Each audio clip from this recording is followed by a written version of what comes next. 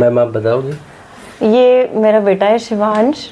ये बहुत एक्टिव है नेचुरली, ये बचपन से अभी तक बहुत ज़्यादा एक्टिव है। अभी 4-5 महीने से मैं इसको नोटिस कर रही थी, बार बार इसको जुकाम खांसी बहुत होता था और हम दवाइयाँ दे देते थे, ठीक हो जाता था।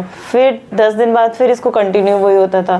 फिर अब ऐसा टाइम आया था कि इसको दवाइयाँ भी इसको सूट नहीं कर रही थी और खाने में बहुत ज़्यादा अच्छा था। बट अब इसका क्या है, खाना एक रोटी भी 1 घंटे में खा पाता था, अंदर जैसे लेता था तो उसको वॉमिटिंग आ जाती थी, नाक बंद रहता था हमेशा, सो नहीं पाता था, अच्छे से खेल नहीं पाता था, बहुत जल्दी थक जाता था, खेलते खेलते एकदम टंग बाहर निकाल के ऐसे ऐसे ऐसे हाफने लगता था। तो ये प्रॉब्लम मैं इसको नोटिस कर रही थी बहुत टाइम से। बट हमने सोचा कि जुकाम है, नाक बंद है, तो बहुत बड़ी प्रॉब्लम है नहीं, तो इतना हमने नोटिस नहीं किया। बट अभी कुछ टाइम से इसके कान में बहुत ज़्यादा दर्द हुआ, फिर हम एक डॉक्टर को गए दिखाने, फिर वहाँ पे उन्होंने 1 हफ्ते की दवाई दी, फिर हम दोबारा चेकअप के लिए गए, फिर उन्होंने बोला कि थोड़ा टाइम और वेट करो। फिर हमने सोचा कि हमें और कहीं सजेस्ट करना चाहिए, एक किसी और डॉक्टर को दिखाना चाहिए।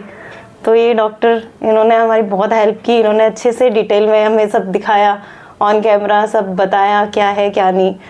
फिर हमने थोड़ा सोचा, डिस्कस किया आपस में मेरे हस्बैंड इनसे, फिर हमने डिसीजन लिया कि बच्चे को इतनी प्रॉब्लम है तो वो आगे और होगी तो वो बहुत फिर मुश्किल है।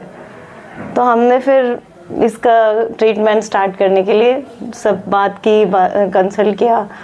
तो अब इसका, मेरा बच्चा 10 दिन हो गए हैं इसका सर्जरी हुए, ये बहुत अच्छा है, एक्टिव है। अभी थोड़ा सा वीक है, अभी टाइम ज़्यादा नहीं हुआ, बट ये है कि अच्छे से सो पाता है। अच्छा मैडम एक चीज़ बताओ, जैसे ये जो ट्रीटमेंट है, ठीक है डॉक्टर समझाता है, तो आपको कहीं कहीं ऐसा डर नहीं लगा कि यार ये ट्रीटमेंट होगा क्या होगा? कैसे आपने हिम्मत की इस चीज़ के लिए?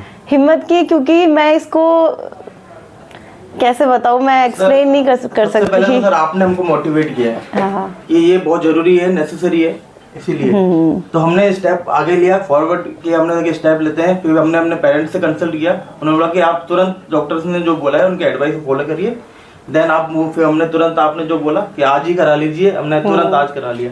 आपने जिस तरह से वो दिखाया स्क्रीन पे, उससे हमें थोड़ा लगा कि हाँ सच में इसके अंदर प्रॉब्लम है।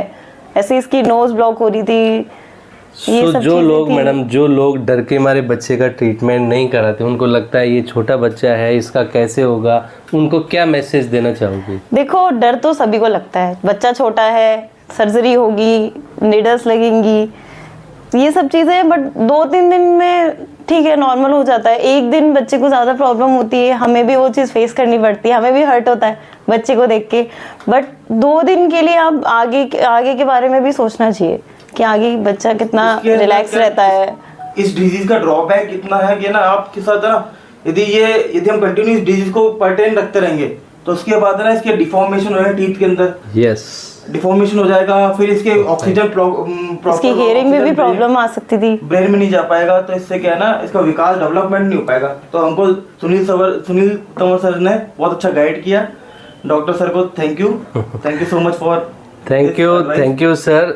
दोस्तों जो ये बता रहे हैं आप, एक बहुत छोटा सा एक लिटिल चैंपियन है ये, एंड बहुत क्यूटी है ये। देखो ये खुद ही ये रियलाइज़ कर रहा है कि मैं आराम से अब सो पाता हूँ, मेरे को कोई दिक्कत भी नहीं है, बिकॉज इसके ईयर के पीछे ग्लू था एंड बहुत उससे हैवीनेस रहता था, इसको स्ट्रगल रहता था, ब्रीदिंग नहीं होती। तो दोस्तों एडिनोटॉन्सिल एक ऐसी प्रॉब्लम है जिसको हम क्या लिंगर ऑन करते रहते हैं।